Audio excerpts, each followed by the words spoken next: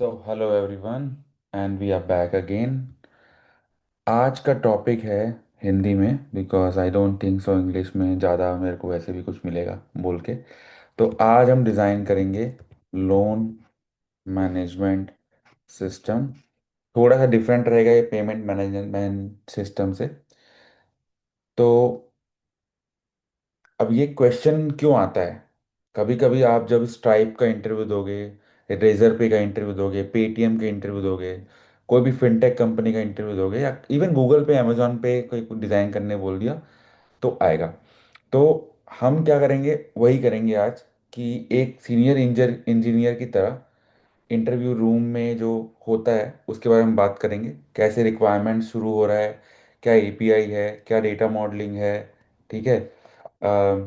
आपका डेटाबेस का चॉइस क्या है, इवेंट ड्रिवन आर्किटेक्चर है कि फॉल्ट टॉलरेंस है, यहाँ तक जाएंगे। पर एक बार क्लियर कर देता हूँ, ये एकदम बिगिनर वीडियो नहीं है, तो इस पे कुछ कुछ चीज़ें ऐसा है कि आपको समझा जाएगा। आपको ये चीज़ें आनी चाहिए, मतलब माइक्रो सर्विस क्या है ये पता होना चाहिए, डेटाबेस क्या है वो पता होना चाहिए, तभी आपको थोड़ी सी मैक्सिमम वैल्यू मिलेगी। ठीक है। तो अब चलो शुरू करते हैं।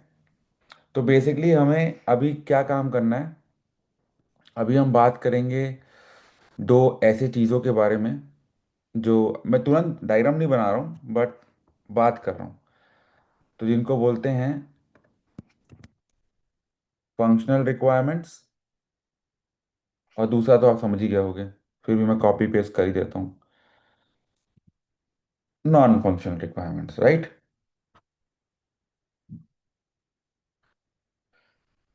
अब हर सिस्टम डिज़ाइन इंटरव्यू में पहला काम ये होता है कि आप एक स्कोप डिफाइन करते हो।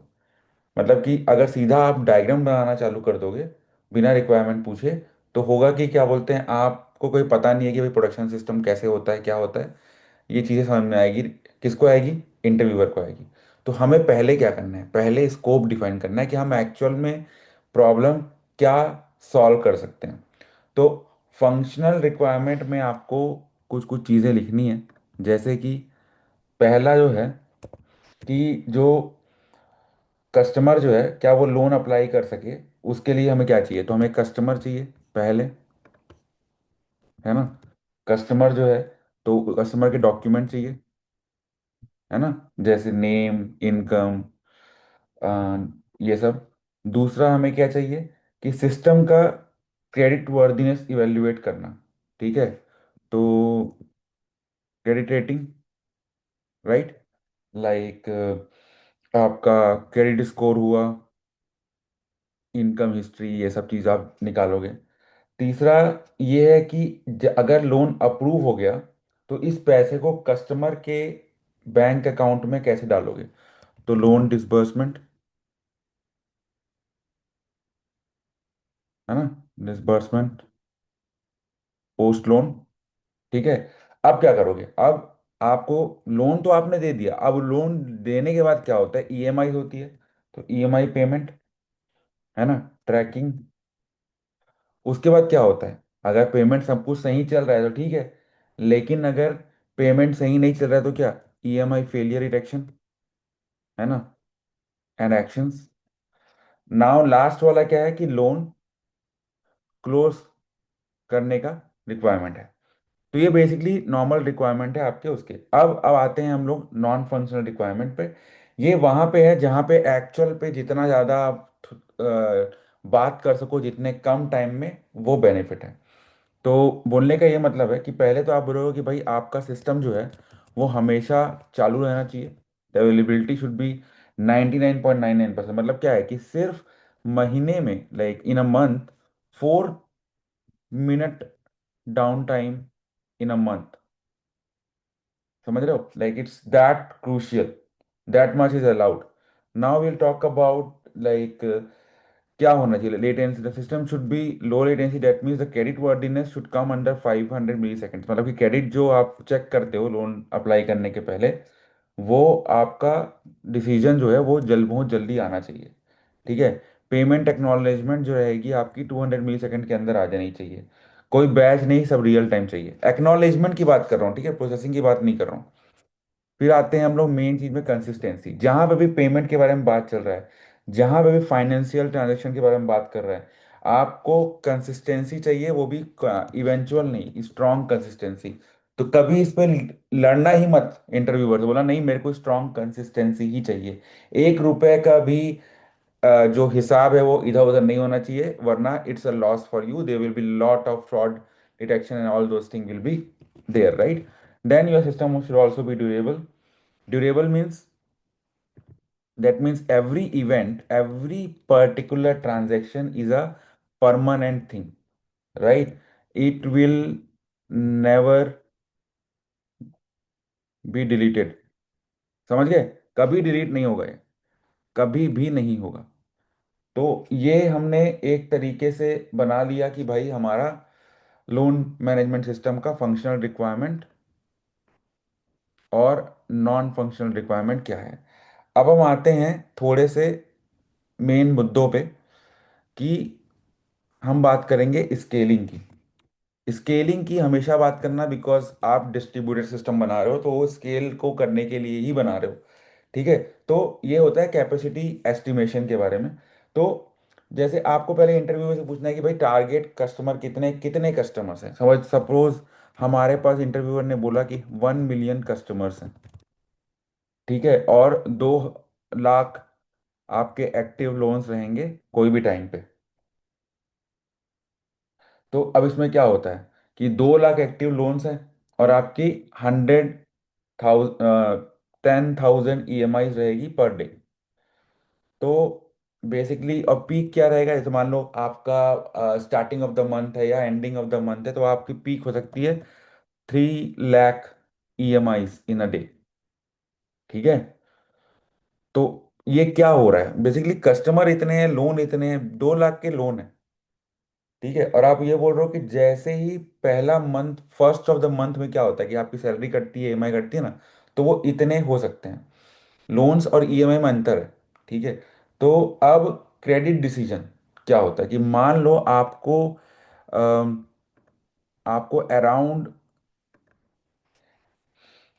1 लाख को के आसपास है, बट आपको अराउंड 1,000 एप्लीकेशंस आते हैं पर आवर।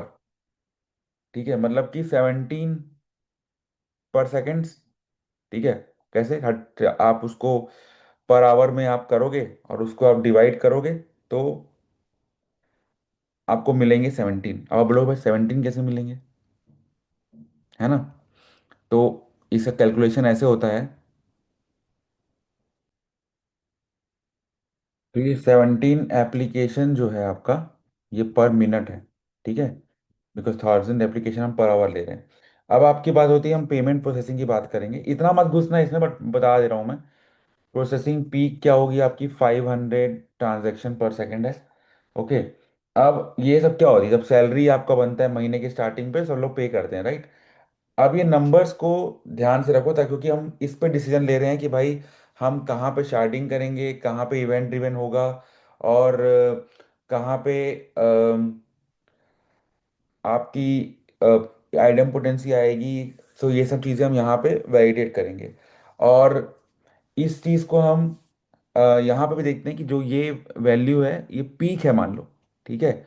एक्टिव लोन्स हैं, बट आपकी EMI भी आप ज़्यादा पे करते हो ना सैलरी के समय, तो वो ये एक तरीके से वैसे हम कर रहे हैं कि हम एक्स्ट्रा पेमेंट यूज़ कर रहे हैं ऑन दैट पार्ट।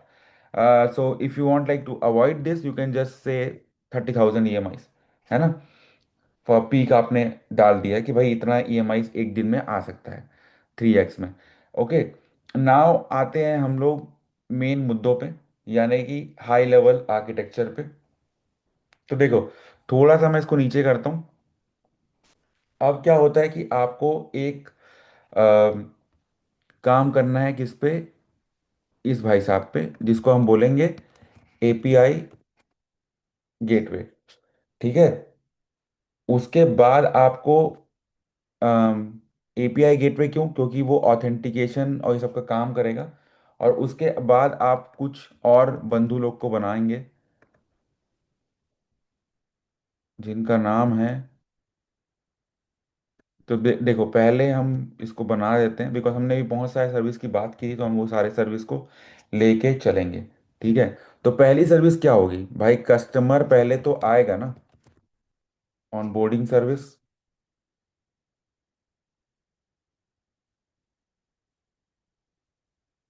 दूसरी क्या होगी, दूसरी आपकी होगी जो भी आपका क्रेडिट इंजन है, जो काम करके बताएगा कि भाई इस कस्टमर का क्या क्रेडिट वर्थिनेस क्या है। फिर आपका होगा loan service, right, loan service होगा। फिर उसके बाद होगी आपकी पेमेंट सर्विस, जो आपकी थर्ड पार्टी एपीआई हो सकती है। Okay, then you will have another service called EMI service, right. तो ये सिंपल तरीके में बता रहा हूँ, तो कभी भी क्या है कोई पूछेगा तो आप इस तरीके से बना सकते। तो एपीआई गेटवे क्यों, क्योंकि कस्टमर का इंटरेक्शन जो होगा, है ना, वो एपीआई गेटवे से ही होगा।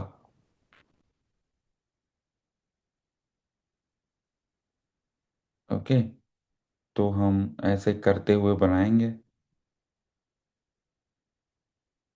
और यहाँ पे आप एक, अगर मन कर रहा है तो आपको एकदम मज़ा नहीं आ रहा है, तो आप क्या कर सकते हो कि यहाँ पे क्लाइंट बोल के एक काम कर सकते हो, और ऑब्वियसली सारा सर्विस जो है आपका वो आपके मतलब लोड बैलेंसर में होगा। तो एक तरीके से हाई लेवल आर्किटेक्चर ये है कि हम पहला डिसीजन क्या लेंगे कि हम मोनोलिथ है या माइक्रो सर्विस, जो आपने बता दिया कि भाई हम तो माइक्रो सर्विस लेके चल रहे हैं। ठीक है। तो स्केल आप देख रहे हो, 1 मिलियन कस्टमर है, 5 इंडिपेंडेंट डोमेन है, काफ़ी ज़्यादा टीम रहेगी, तो हम माइक्रो सर्विस के बारे में बात करेंगे। सबसे पहले जो है वो एपीआई गेटवे है, राइट। अब एपीआई गेटवे क्या है, एक सिंगल एंट्री पॉइंट है जो कि ऑथेंटिकेशन करेगा, रेट लिमिटिंग करेगा, राउटिंग करेगा, सब यहीं पे होता है। तो कस्टमर्स के ऐप से रिक्वेस्ट आएगी और गेटवे पे आती है, वहां से वो देखता है कि भाई कस्टमर की ऑनबोर्डिंग है कि क्या करना है करके। ठीक है। अब हमें एक चेक करना है कि करना क्या है इसके बाद हमें करना है एक सबसे बड़ा काम। हमने इवेंट के बारे में बात की, तो हम यहाँ करेंगे काफका इवेंट।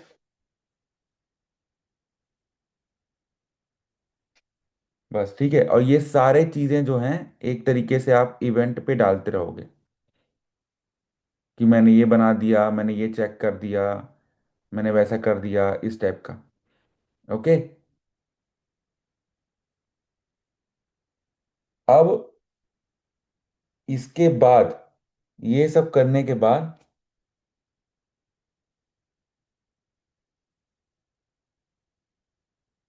हम आएंगे डिफरेंट सर्विसेज पे, जिसको बोलते हैं हम लेजर सर्विस। ओके। और उसके बाद हम बात करेंगे, इतना काम होने के बाद हम कहा करेंगे किसके बारे में बात, नोटिफिकेशन सर्विस के बारे में बात।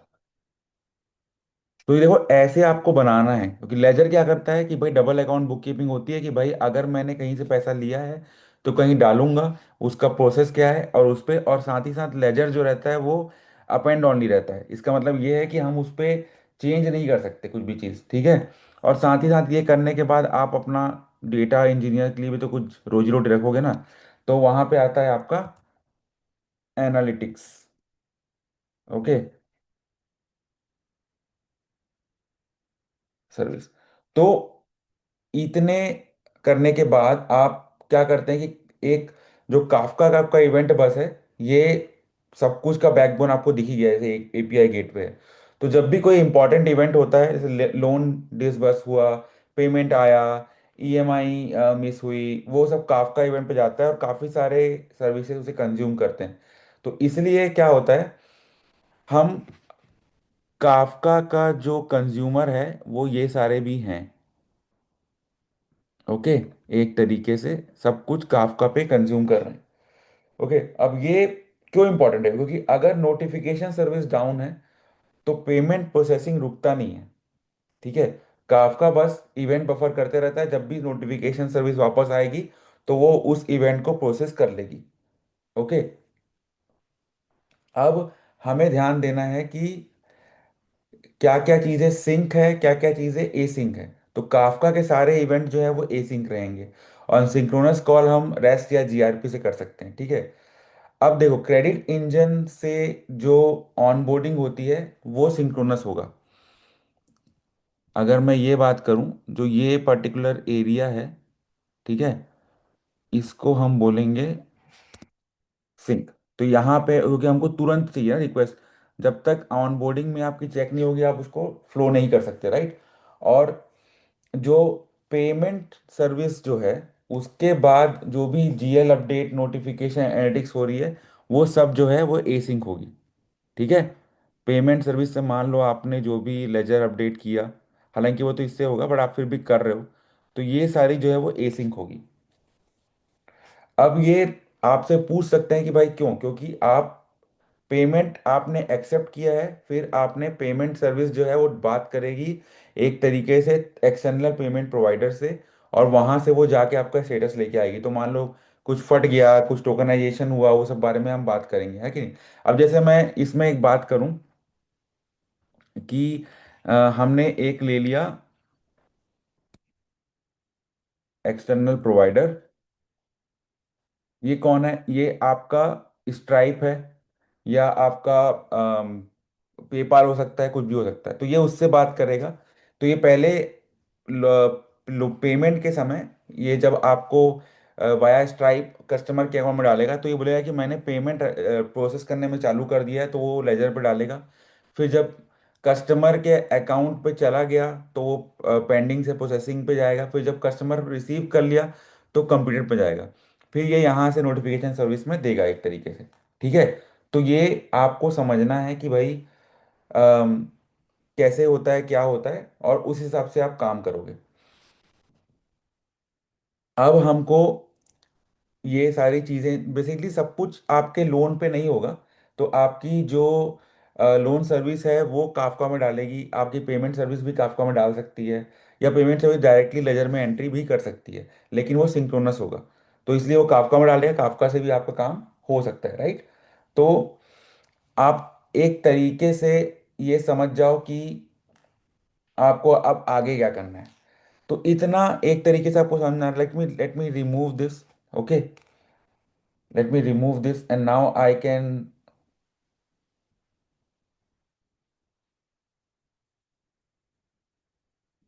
give you some more deep dive onto this। Deep dive में हम क्या करेंगे? तो चलिए हम बात करते हैं ऑनबोर्डिंग सर्विस पे, ठीक है।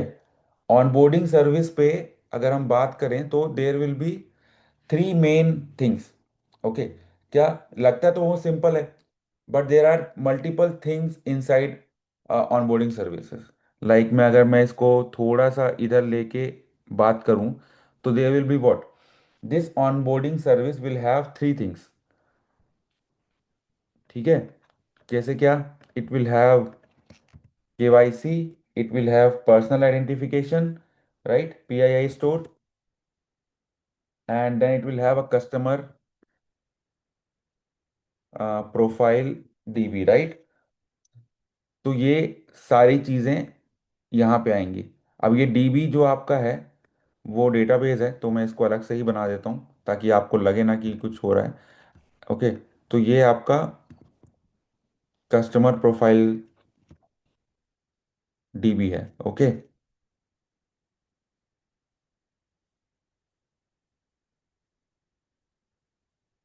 अब आपके ऑनबोर्डिंग सर्विस इससे बात करेगा जब आपकी केवाईसी ठीक हो जाएगी तो।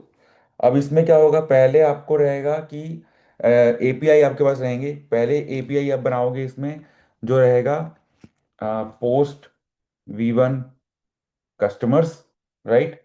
जिसमें बेसिक इन्फो करेक्ट करोगे, ऐसे करो आप और कस्टमर आईडी रिटर्न कर दोगे। तो बेसिकली जैसे ही आपने कस्टमर की बनाई, आप तुरंत आईडी रिटर्न कर दिए कि हाँ भाई रजिस्टर हो चुका है। और साथ ही साथ बैकएंड में आप क्या करोगे, आप एक नया पोस्ट रिक्वेस्ट उसी कस्टमर की आईडी पे डालोगे, ठीक है, जिसको बोलते हैं हम KYC। और फिर आप एक पर्टिकुलर KYC सीरीज के लिए आप एक पोल रिक्वेस्ट कर दोगे, जिसको बोलेंगे कस्टमर्स स्लैश आईडी पे आपने गेट कॉल कर दिया, जो कि आपकी आइडेंटिटी पे कवर करेगा, ठीक है। अब आपका कस्टमर टेबल का स्कीमा कैसा रहेगा? कस्टमर टेबल में आपकी कस्टमर आईडी रहेगी, customer ID will be unique, so it will be a UUID, and then it will be customer name, उसका email, phone number, PAN, KYC status, risk tier, और created at. तो ये एक important discussion है कि आप उसका क्या क्या इंफॉर्मेशन रख रहे हो। पैन नंबर के बदले आप एसएसएन बोल सकते हो, कुछ भी बोल सकते हो, ठीक है। मतलब एक तरीके से उसका tax collection number, TIN number बोल सकते हो, ठीक है। Now you need to decrypt when there is authentication service. मतलब क्या है कि भाई आप हमेशा, अगर आप जीडीपीआर की बात कर रहे हो, तो आपको ये समझना है कि डेटाबेस में जब भी होता है तो वो चीज़ें एनक्रिप्टेड होती है, ठीक है। ये सब डेटा जो है वो सेंसिटिव डेटा है, तो ये एनक्रिप्टेड डेटा होती हैं, इनको साइफर टेक्स्ट बोलते हैं। यानी कि आपका जो टेक्स्ट है वो किसी और फॉर्म में सेव होता है, और ये तभी, इसको सिर्फ डिक्रिप्ट सिर्फ ऑथराइज्ड सर्विस कर सकते हैं। तो बेसिकली क्या होता है, ये एनक्रिप्टेड होगा डेटाबेस में, ठीक है। साइफर होगा, साइफर, और ये डिक्रिप्ट सिर्फ ऑथराइज सर्विस ही कर सकते हैं इसको। ओके, नाउ अब हम आते हैं कस्टमर के ने ऑनबोर्डिंग किया।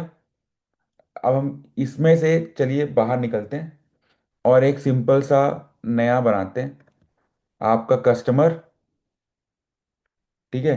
इसने क्या किया, ऑनबोर्डिंग किया, ऑनबोर्डिंग करते ही इसको रिटर्न मिल गया, फिर ये गया केवाईसी प्रोवाइडर के पास, उसने एक वेबहुक निकाला जो जिसको ऑनबोर्डिंग सर्विस जो है वो रखता है। तो बेसिकली आपका कस्टमर गया इधर, ये भैया गए इधर, और फिर आपने एक सर्विस ली, और ये गया इधर।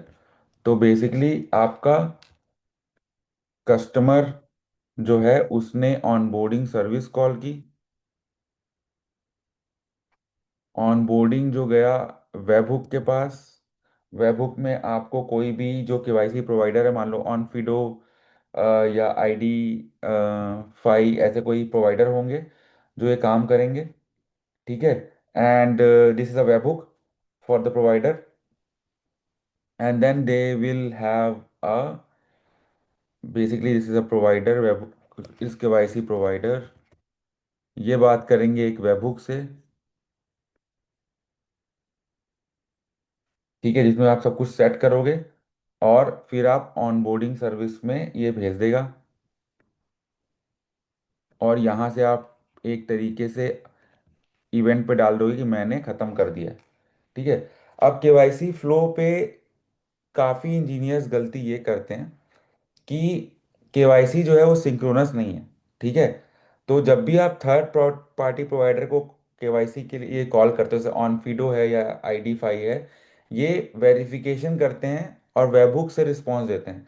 तो ये 30 सेकंड भी लग सकता है और 5 मिनट भी लग सकता है। तो बेसिकली जैसे ही रिक्वेस्ट आएगा आप उसको इन प्रोग्रेस रिटर्न करोगे, और वेबहुक में स्टेटस अपडेट करोगे। काफका पे जब आपका सब कुछ कंप्लीट हो जाएगा तो केवाईसी कंप्लीटेड वाला स्टेटस इवेंट जो है वो फायर कर दोगे, और क्रेडिट इंजन उस इवेंट को कंज्यूम करता है, और फिर जाके वो करना चालू करता है जो आपका क्रेडिट ब्यूरो से रिपोर्ट है, और ये पैरेलल प्रोसेसिंग होती है। और सारे डॉक्यूमेंट्स जो हैं यूज़र के, कस्टमर ऑनबोर्डिंग जो हमने किया है, वो सारे डॉक्यूमेंट्स यहाँ पे एक तरीके से S3 पे स्टोर होंगे, ठीक है। डेटाबेस में सिर्फ S3 का पाथ रहेगा और मेटा डेटा रहेगा। ओके, नाउ बात करते हैं हम लोग क्रेडिट इंजन की। तो क्रेडिट इंजन थोड़ा सा जूम करेंगे अगर अपन, तो इसका भी खुद का एक इंटरनल फ्लो है। तो अगर मैं फिर से अपन बात करें तो ये ऐसे होगा कि भाई एक क्रेडिट इंजन रहेगा, उस पर एक इनकमिंग रिक्वेस्ट आएगी, ठीक है। और जैसे मान लो मैं पहले टाइप कर देता हूँ, अब ज़्यादा सही रहेगा, क्रेडिट इंजन, ठीक है। उस पर एक इनकमिंग रिक्वेस्ट आएगी। अब वो रिक्वेस्ट करती क्या है, वो रिक्वेस्ट आने के बाद जब उस पर रिक्वेस्ट आती है मान लो कहीं से, तो वो पहले जाके बोलता है कि भाई मैं अपने रेडिस में जाके चेक करूंगा, ठीक है। रेडिस में जाके चेक करूंगा कि भाई क्या ये इंफॉर्मेशन कस्टमर का प्रोफाइल मेरे पास प्रेजेंट है, और उसी साथ पे मैं एक तीन चीज़ें करूँगा, ठीक है। 1, 2 एंड 3, तीनों बाण चलाऊंगा मैं, बट वो अलग अलग चलेंगे। So I will call this three things. What is this three things? It will be either a bureau score API, it will B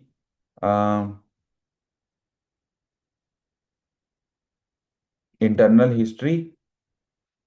okay, customer की सारी हिस्ट्री निकालेंगे, और साथ में हम अपने खुद के एमएल मॉडल्स चलाएंगे, जो कि उस पे काम करेंगे, जैसे कैसा हुआ क्या हुआ, इस पे हम जाएंगे पहले।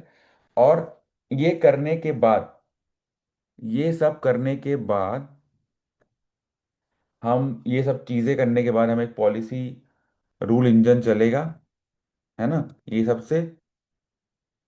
और फिर ये हमको आउटपुट देगा कि भाई डिसीजन क्या हुआ है। इज द डिसीजन, क्या बोलते हैं, ब्लॉक, और इज द डिसीजन कैंसल, और इज द डिसीजन अलाउ।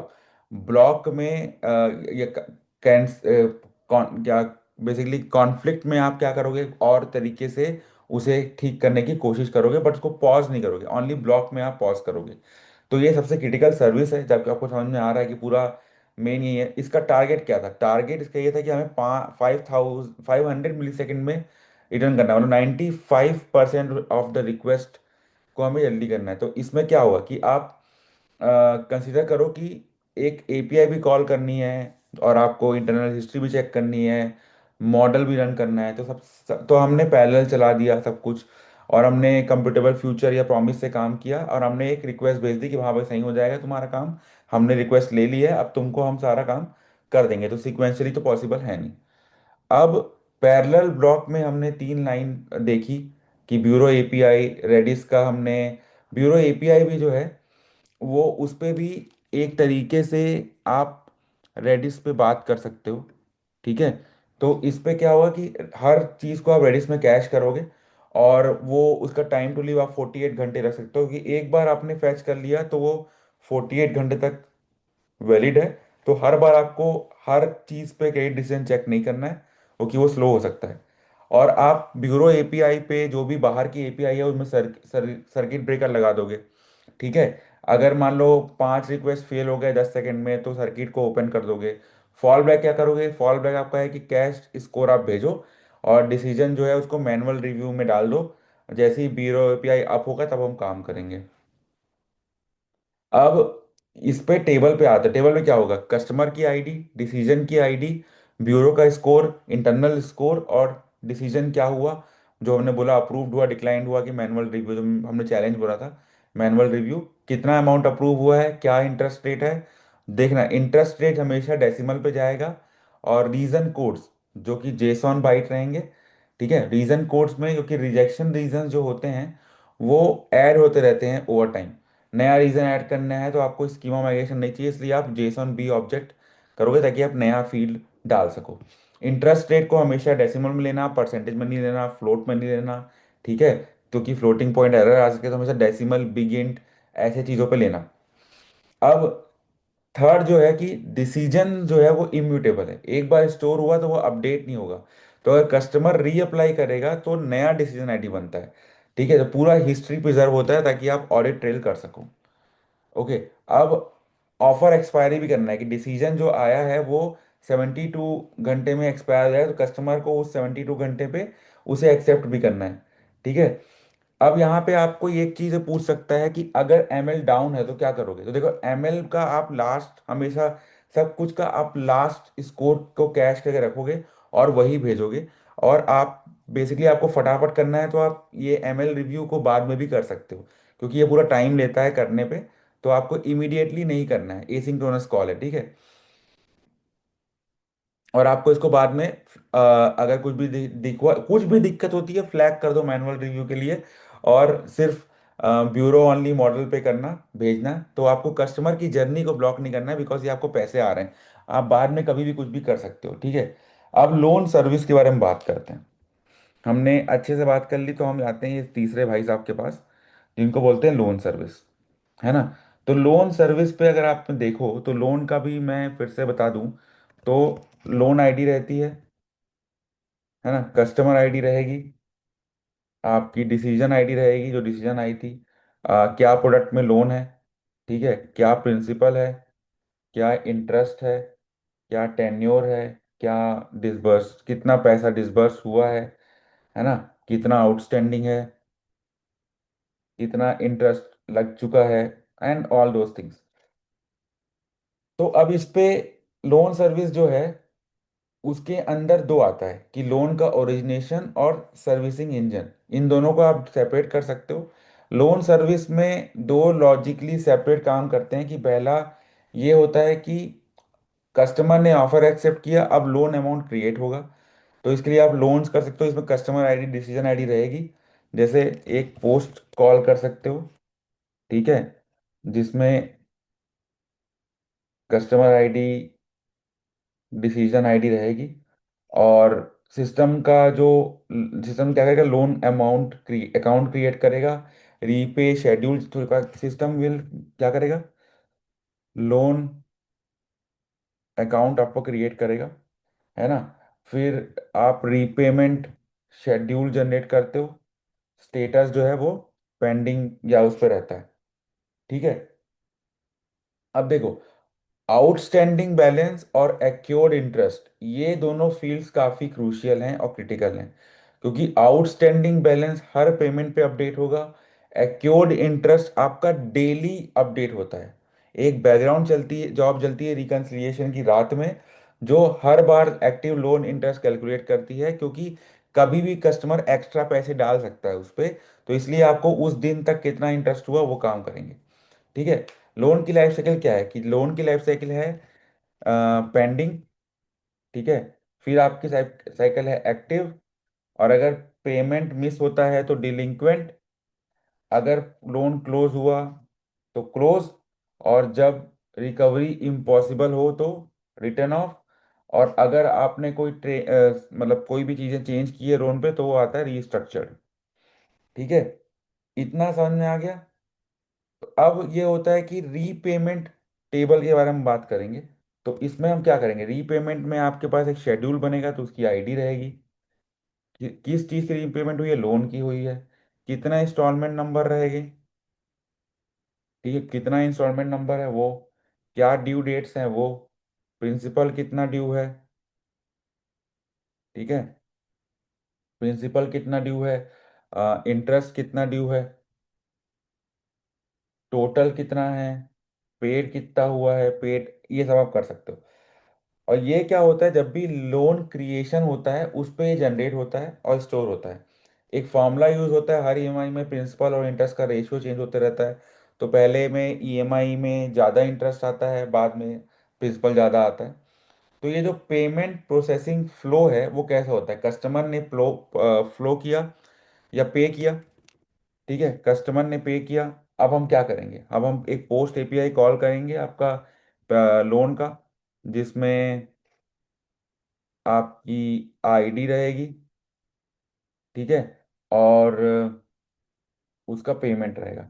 फिर रहेगी एक आइटम पोटेंसी चेक की, ठीक है, फिर आप करोगे एलोकेट पेमेंट, ओके, फिर आप करोगे आपका अपडेट करोगे आपकी आउटस्टैंडिंग बैलेंस को, और फिर आप पब्लिश कर दोगे काफका में इवेंट की पेमेंट जो है हमको रिसीव हो गया है, ठीक है।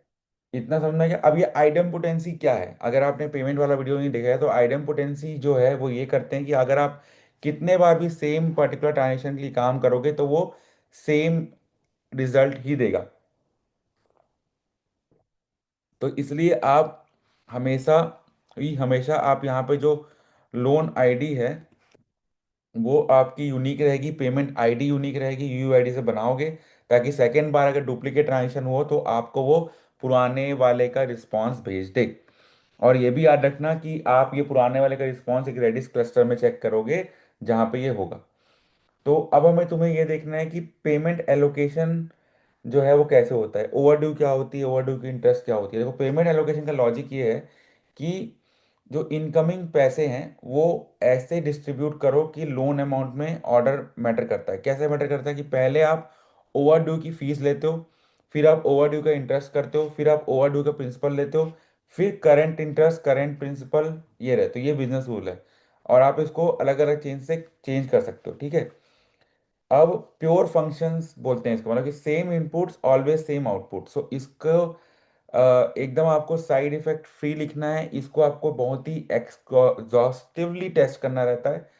प्योर फंक्शन मतलब क्या, कि भाई एक मैं जो मैं भेज रहा हूँ, मेरे को उसका सेम आउटपुट ही चाहिए, मेरे को ऊपर नीचे कुछ नहीं चाहिए, ठीक है। तो मतलब कि पेमेंट एलोकेशन बग, मतलब कि क्या हुआ, पेमेंट एलोकेशन में अगर बग हुआ, तो मतलब कि आपका बैलेंस रॉन्ग हुआ, स्टेटमेंट रॉन्ग हुआ, कस्टमर भी कंप्लेन, एंड ये आपके रेगुलेटरी एक्शन पे आ सकता है, ठीक है। तो अब हम बात करेंगे एक और चीज पे, जिसको बोलेंगे डीप डाइव सेक्शन मोर। तो अब करेंगे डिसबर्समेंट सर्विस या आउटबॉक्स पैटर्न के बारे में बताता हूं मैं आपको। तो देखो, डिसबर्समेंट सर्विस क्या होती है, ठीक है। इसका मतलब ये है कि पैसा मूव कैसे हो रहा है, ठीक है। और यहाँ पे हमें एक चीजें को करनी है, इसको बोलते हैं हम आउटबॉक्स पैटर्न। तो प्रॉब्लम क्या है कि लोन सर्विस ने डिसबर्समेंट को रिकॉर्ड कर दिया। लोन सर्विस बोला कि भाई मैंने पैसे भेज दिए, उसने डीबी में डाल दिया, ठीक है। डीबी में डाल डाल दिया। अब पेमेंट गेटवे को कॉल करना है ना, डी कि भाई पेमेंट में जाके तुम अब काम करो, कि भाई तुम अपना पैसे को कस्टमर को भेजो, राइट। लेकिन अगर डीबी में डालने के बाद ये हुआ ही नहीं, तो क्या करोगे। डीबी में कमिट हो गया, लेकिन गेटवे वाला फेल हो गया, यहाँ पे प्रॉब्लम आ गई। तो यहीं पे आप क्या करते हो कि यहाँ पे साथ ही साथ आप एक आउटबॉक्स टेबल पे आप डालते हो, ठीक है। अब आउटबॉक्स टेबल मतलब एक ही सिंगल ट्रांजेक्शन, टीबी ट्रांजेक्शन में आप दो काम करते हो, कि डिस्बर्समेंट रिकॉर्ड को आपने टेबल पे इंसर्ट किया, और एक आउटबॉक्स टेबल वाला इवेंट टेबल होता है, उसमें भी इंसर्ट किया। तो अभी एक एटॉमिकली कमिट हो गया। अब एक दूसरा सेपरेट प्रोसेसर रहता है, जो कि आउटबॉक्स प्रोसेसर बोल सकते हो। ये आउटबॉक्स बॉक्स इवेंट को चेक करते रहता है, और उस इवेंट में जो भी इंफॉर्मेशन है उससे एपीआई को कॉल करता है। अगर ये सक्सेस हो गया, तो आप डिसबर्समेंट का स्टेटस अपडेट करते हो, और आउटबॉक्स को डिलीट करते हो। फेलियर पे आप ट्राई करते रहते हो, और अगर मान लो एकदम ही फेल हो गया, तब आप डील डेड लेटर क्यू ये सब में काम करते हो, ठीक है। अब ये हमें समझ में आ गया। अब हम बात करते हैं स्टेट मशीन पे, कि भाई स्टेट कैसे चेंज हो रहा है। तो बेसिकली पहले आप करते हो इनिशिएट, है ना, फिर आप करते हो प्रोसेस, फिर आप जाते हो सक्सेस। अदरवाइज क्या होगा, प्रोसेस के बाद आपका फेलियर भी हो सकता है, तो वो रीट्राई होगा, और वहां पे डेड लेटर क्यू या मैनुअल मैनुअल इंटरवेंशन पे चले जाएगा। तो आउटबॉक्स पैटर्न बहुत जरूरी है, क्योंकि स्टेटस कभी स्किप नहीं होंगे, कभी बैकवर्ड नहीं जाएंगे। हर स्टेट ट्रांजिशन जो है वो आउटबॉक्स इवेंट के थ्रू होता है, और इम्पॉर्टेंट होता है। अगर हर स्टेट चेंज इम्यूटेबल इवेंट होता है, यानी कि उसको कभी भी आप डिलीट नहीं कर सकते, उसको सिर्फ ऐड कर सकते हो, राइट। अब इतना तो हो गया, लोन भेज दिए, अब कलेक्शन कैसे करोगे, है ना। तो कलेक्शन सर्विस पे काम करते हैं, तो हम एक डीपीडी लेटर के बारे में बात करेंगे।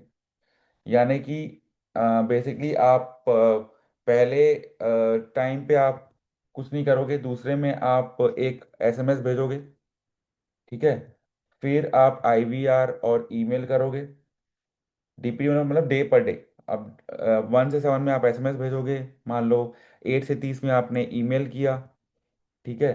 फिर आपने 31 से 60 डेज में आपने एजेंट असाइन किया, है ना। और 61 से 90 में आपने सेटलमेंट ऑफर दिया, और 90 के बाद आपने नॉन परफॉर्मिंग एसेट ले लिया, लीगल नोटिस भेज के आपने डाल दिया।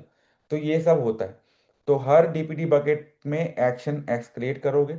अगर जीरो है तो ठीक है, 1 से 7 में आप मैसेज भेजोगे, 7 से 10 में आप मान लो एक वो भेजते हो, ईमेल भेजते हो, उसके बाद एजेंट भेजते हो, फिर सेटलमेंट भेजते हो, और उसके बाद एनपीए डाल के लीगल नोटिस भेजते हो, ठीक है। तो अब हम ड्रॉ करते हैं, तो हम दो अप्रोच ड्रॉ करते हैं डिलिंक्वेंसी डिडक्शन की साइड बाय साइड के लिए। एक होता है अब डिलिंक्वेंट हो गया लोन, अब क्या करोगे। तो उसके बारे में बात है कि एक तो आपका हो गया कि भाई आपने एक नाइटली बैच जॉब चलाई, जो कि सिंपल है और स्लो है, और दूसरा होता है इवेंट ड्रिवन। ठीक है, यानी कि जो भी ईएमआई ड्यू है उसको आप फायर करोगे। तो ईएमआई ड्यू में आप अगर कोई भी पेमेंट नहीं आई है एंड ऑफ डे तक, तो यानी कि मिस्ड पेमेंट है। तो ये इवेंट जो है वो स्केल कर सकते हैं 10 मिलियन रो पे, राइट। मिस्ड पेमेंट में 10 मिलियन लोन से भी वो सबके मिस्ड पेमेंट आ सकते हैं। तो फुल टेबल स्कैन जो है वो बहुत टाइम लगता है। तो आप एक इवेंट ड्रिवन अप्रोच सकते हो कि जैसे ही ईएमआई का ड्यू डेट आता है, यहाँ पे समझ जाओ कि जितने भी लोन है सबके चलेंगे, जितने भी लोन है सबके चेक होंगे। ठीक है, दूसरा आप क्या करते हो कि आप ड्यू डेट पे काम करते हो। ठीक है, एक शेड्यूल इवेंट फायर होगा, उस दिन पेमेंट नहीं आया तो मिस पेमेंट हो जाएगा। ठीक है, और उसके बाद कलेक्शन सर्विस उसको कंज्यूम कर लेगी। ठीक है, तो जब भी स्केल करोगे, आप उस पे स्कैन नहीं करोगे, आप रिएक्ट करोगे इवेंट पे। तो जैसे ही क्या बोलते हैं वो, अगर जैसे ही प्रॉब्लम हुआ तो मिस पेमेंट होगी। अब काफका में कैसे काम करता है, काफका इवेंट बस में कैसे काम करता है, तो देखो, आपको हर चीज में काम करना है कि जब आपका कस्टमर केवाईसी कंप्लीट हुआ, लोन डिसपर्स हुआ, पेमेंट रिसीव हुआ, ईएमआई मिस हुआ और लोन मिस हुआ, तो ये सारी चीजें आपको करनी है। ठीक है, तो इसका कंज्यूमर कौन है, इवेंट टॉपिक कौन है, आपको समझ में आ गया। तो मैं अगर आपको ये काफका वाला अच्छे से लिख के बताऊं, तो देखो ये मैंने दो टेबल फिर से बना दिए हैं। ठीक है, अब हम इस पे बात करेंगे। एक तरफ हम बात करेंगे इवेंट की, है ना, और दूसरे तरफ हम बात करेंगे कौन का कंज्यूमर है। ठीक है, तो पहला इवेंट जो रहेगा, मान लो LMS डॉट, एक बार मैं लिख रहा हूँ, बार बार नहीं लिखूंगा, KYC कम, सॉरी ऐसे लगा क्या बोलते हैं, किसी को धमका रहा हूँ, बट ऐसा नहीं है। ये आप मान लो loan management system KYC completed ऐसे आ गया। ठीक है, अब इसको कंज्यूम कौन करेगा, इसको कंज्यूम करेगा क्रेडिट इंजन। क्यों? क्योंकि इसको ब्यूरो एपीआई कॉल करने, जब तुम्हारे केवाईसी कंप्लीट हो गया, अभी ब्यूरो एपीआई कॉल करेगा, इंटरनल हिस्ट्री कॉल करेगा, एमएल इंजन कॉल करेगा एंड ऑल दोस थिंग्स। अब दूसरा हमारा आता है लोन डिसबर्स हो गया। लोन क्या डिसबर्स हुआ, आपने बोला सब कुछ सही है तो आपने लोन भेज दिया, इसको कौन रिसीव करेगा? Obviously payment gateway, right. तो इसको कंज्यूम करेगा आपका जनरल लेजर का सर्विस। ठीक है, ये जो है आपको पेमेंट गेटवे नहीं करेगा, मतलब जनरल लेजर का सर्विस करेगा, ये अकाउंटिंग एंट्रीज करेगा। ठीक है, और इसको भी नोटिफिकेशन सर्विस भी लेगा, जो बोलेगा कस्टमर को भाई तुम्हारा लोन डिसबर्स हो गया है। Notification and payment also. ठीक है, अब आते हैं हम पेमेंट रिसीव्ड वाले में, पेमेंट डॉट रिसीव, है ना। तो ये सबसे ज़्यादा कंज्यूमर्स इसके हैं, क्योंकि पेमेंट रिसीव होने के बाद आपका लेजर चेंज होगा, जो कि रिकॉर्ड करेगा, नोटिफिकेशन होगा, और कलेक्शन भी होंगे कि भाई अगर डीपीडी था तो क्लियर कर दो, है ना। उसके बाद आप बोलोगे कि अब ये ईएमआई मिस्ड वाला हो गया। ईएमआई मिस तो हमेशा क्या करेगा, वो जो अपन ऊपर में बात की यहाँ पे मिस पेमेंट, तो ये हमारा कलेक्शन सर्विस करेगा। उसके बाद हम आते हैं ईएमआई और लोन क्लोज्ड। तो लोन क्लोज में आपका लेजर, नोटिफिकेशन, जो कि कॉन्ग्रेचुलेशन मैसेज, और एनालिटिक्स की हमने इतने दिन में कर दिया। तो इतना सारा चीज़ है, क्रिटिकल कॉन्सेप्ट यहाँ पे कंज्यूमर ग्रुप्स है। जो पेमेंट इवेंट जो रहेगा, हर सर्विस जो है बेसिकली उसका खुद का कंज्यूमर ग्रुप रहेगा। ठीक है, तो आपके जितने आपके सर्विस हैं उसके कंज्यूमर ग्रुप्स हैं, और वो उसको कंज्यूम कर रहे हैं। पेमेंट रिसीव्ड इवेंट पे चार सर्विस रिएक्ट करती हैं। तो यानी कि हर सर्विस अपना कंज्यूमर ग्रुप का अपना कंज्यूमर ग्रुप है, इसका मतलब कि हर सर्विस इंडिपेंडेंटली वो इवेंट को प्रोसेस कर देगी, और कुछ भी एक दूसरे को स्लो नहीं करेगी। ठीक है, एक फेल हुआ तो दूसरा भी इफेक्ट पे नहीं होगा। अब आते हैं पार्टीशन की पे। आपको अगर स्केल बड़ा होते जा रहा है तो आप पार्टीशन कर सकते हो कस्टमर आईडी से, कस्टमर आईडी से आप टेबल बना सकते हो, लोन आईडी से भी पार्टीशन अगर करोगे तो प्रॉब्लम होगी, बिकॉज सेम कस्टमर के इवेंट्स जो हैं वो अलग पार्टीशन में जाएंगे। तो इसलिए पार्टीशन की का चॉइस जो है एक अच्छा खासा क्वेश्चन पे आपके आ सकता है। फिर डेटाबेस की चॉइस में करते हैं। तो देखो, डेटाबेस जो है आपके पास है कि सर्विस डेटाबेस, तो आपके पास जो डेटाबेस की चॉइस है वो यहाँ पे पोस्टग्रेस ही होगा, और मोंगो डीबी भी हो सकता है। लेकिन प्रिंसिपल इंजीनियर अगर आप कुछ भी करो तो आपको एक तरीके से बताना पड़ेगा कि भाई क्या हो रहा है, कैसा हो रहा है। तो जो भी ऑनबोर्डिंग है, क्रेडिट इंजन है, लोन सर्विस है, पेमेंट सर्विस है, डिसबर्समेंट कलेक्शन, जहाँ जहाँ पे आपको एसिड प्रॉपर्टीज चाहिए, वहाँ वहाँ वहाँ पे आपको पोस्टग्रेस चाहिए या ओरेकल चाहिए, आरडीबीएमएस चाहिए।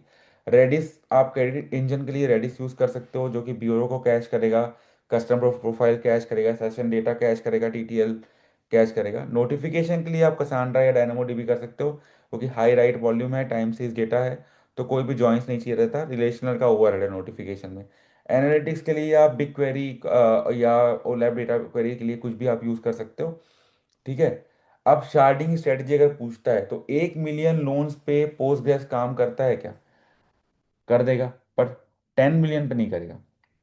तो जो हमने बात की कि हम कस्टमर आईडी करेंगे, क्योंकि एक ही कस्टमर का सारा डेटा, लोन्स, पेमेंट शेड्यूल एक चार्ट पे होते हैं, तो कस्टमर लेवल क्वेरीज जो है वो चिंता नहीं होगी। ठीक है। और आप कस्टमर को आप मॉड्यूल शार्टिंग भी कर सकते हो, पर प्रॉब्लम ये होगा कि भाई शार्ट बढ़ाओगे तो आपका 15-50% डेटा मूव करना पड़ेगा। सबसे बेटर अप्रोच है कि आप कंसिस्टेंट हैशिंग यूज़ करोगे, वर्चुअल नोड्स यूज़ करोगे। नया शार्ट जब भी ऐड करोगे तो सिर्फ आपको सर्टेन डेटा ही मूव करना रहेगा। नाउ ये सब अगर आप देख रहे हो तो आपके पास बहुत सारे सर्विसेज हो चुके हैं, बहुत सारे हमने डिज़ाइन किया हुआ है। ठीक है। एक तरीके से तो इस पे हम को पूछा जाएगा कि भाई बहुत चीज़ तुमने कर दी, अब इसमें तुम एक्स्ट्रा क्या ऐड कर सकते हो। तो देखो, इसमें आप देखोगे तो आपको कमांड क्वेरी रिस्पॉन्सिबिलिटी सेग्रीगेशन एक कॉन्सेप्ट में बोलना पड़ेगा कि आप जो भी राइट पाथ है वो आप कमांड के थ्रू करोगे, और रीड पार्ट जो कि रीड रेप्लिका, इलास्टिक सर्च है, एनालिटिक्स क्वेरी, ये सब आप रीड के थ्रू करोगे। तो इससे आपका प्रॉब्लम सॉल्व हो जाएगा।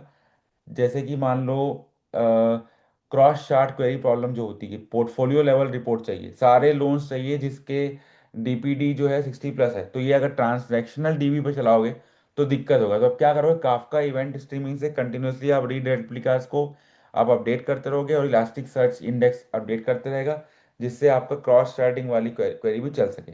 रीड हैवी ट्रैफिक जो है, कस्टमर का स्टेटमेंट, बैलेंस चेक, ये सब आप रीड रेप्लिका पे पॉपुलेट कर दोगे, प्री पॉपुलेट, और प्राइमरी में सिर्फ आप राइट करोगे, तो ये पूरा आपका रीड स्केलिंग प्रॉब्लम सॉल्व कर देगा।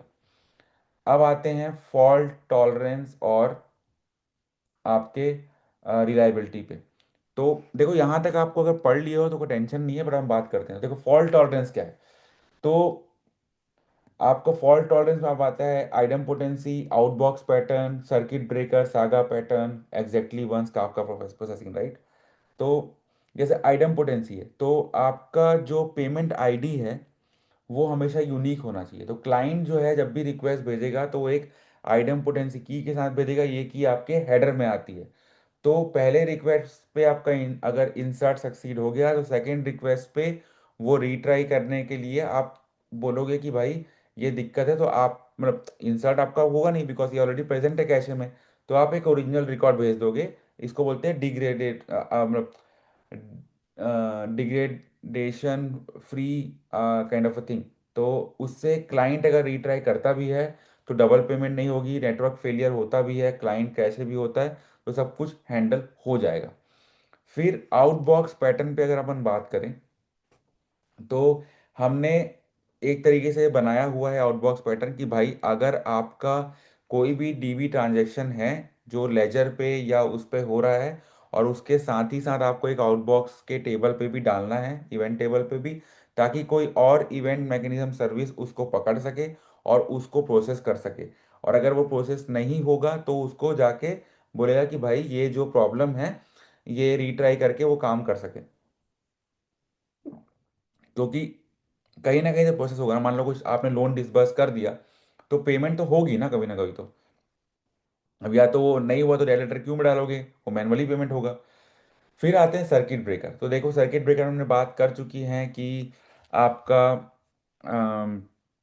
एक्चुअली मैं ये सब क्यों बता रहा हूँ, देखो ये सब चीज़ें आप पढ़ सकते हो जो मैंने पेमेंट सिस्टम डिज़ाइन के क्वेश्चंस पे भेजी है, और उससे आपको सब कुछ सबसे सही से समझ में आ जाएगा। तो हमने क्या क्या कवर किया, हमने बहुत कुछ कवर कर लिया है। ठीक है, हमने 5 सर्विसेज बनाई, हमने एपीआई गेटवे बनाया, सारा काफका के बैकबोन पे था। हर सर्विस का हमने एपीआई डिज़ाइन देखा, डेटा मॉडल देखा, की डिसीजंस देखे, डिसबर्समेंट में कैसे आउटबॉक्स पैटर्न यूज होता है, कलेक्शन में इवेंट ड्रिवन डिलिंक्वेंसी क्या होती है, काफका कैसे पार्टीशन कर सकते हो कस्टमर आईडी से, डेटाबेस का चॉइस देखा हमने, फॉल्ट टॉलरेंस देखा। ठीक है, तो एक चीज याद रखो आप कि इवेंट इंटरव्यूज में जब भी, इवेंट में जब भी कुछ बात होती है, आपको इतना सारा प्रेजेंट नहीं करना है। सारे रिक्वायरमेंट्स करो, एक हाई लेवल होगा और उस पर इंटरव्यू का बोलेगा कि भाई चलो इस पे डीप डाइव करते हैं। ठीक है, तो अगर आपको ये वीडियो हेल्पफुल लगी तो थम्स अप देना। एंड हम चाहेंगे कि हम इस पे अच्छे से बात कर सकें और आपको अच्छे से सब कुछ और समझा सकें। अगर आपको कुछ भी समझ में नहीं आया हो, मैं थोड़ा तेज बोला हूँ तो, या कुछ भी हो, तो यहाँ तक तो पहुँच गए हो तो मुझे बताना कि कैसा लगा। एंड इसको अगर आपको किसी और तरीके से समझना है तो भी मैं उसे बता सकता हूँ, बट एक तरीके से आप अगर इतना भी बना दोगे ना, डोंट वरी अबाउट इट कि भाई वो किसे क्या लग रहा है कि मैंने हौच पौच बना दिया, इतना नहीं पूछता कोई। इतना बना के आप किसी एक सर्विस में अच्छे से बता दोगे तो आपका काम खत्म हो जाएगा। ठीक है, तो don't worry about it. That's it, I think that's it from my side. See you tomorrow. Bye bye.